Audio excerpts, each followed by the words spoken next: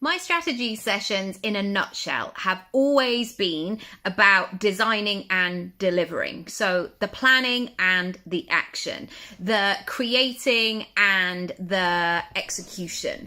And this is so key to actually getting what it is that you want.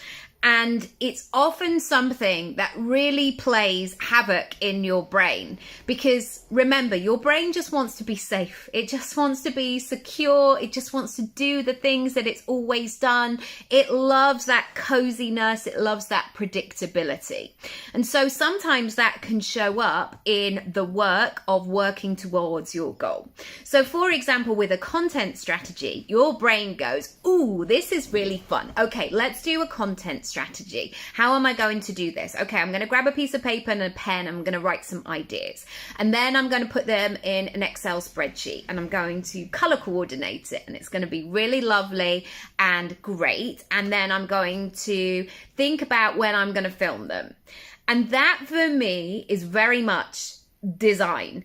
And when I'm talking about this, I'm actually not talking about the fact that design and delivering, they're not equal parts. They're not 50-50 each. I would say the designing is probably 20% of it, and the delivery is about 80%.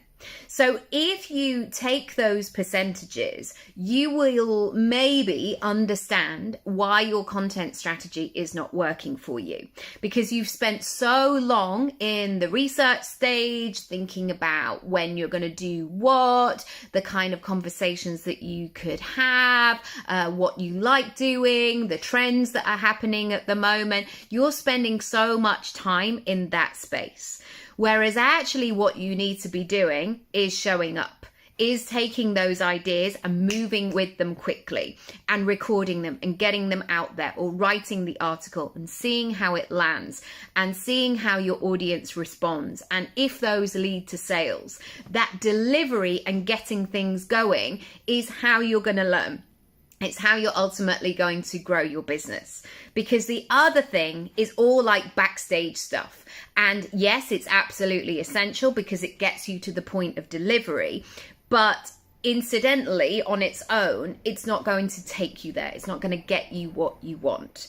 And so that's why I always have this accountability phase after our one-on-one time, because I want to see our work in action. I want to see you experimenting and working things out and sending me a voice note going, oh, Nikki, this went really well. Oh my goodness, all these people have worked, or this totally flopped. What shall I do now? If you want a session, send me a message.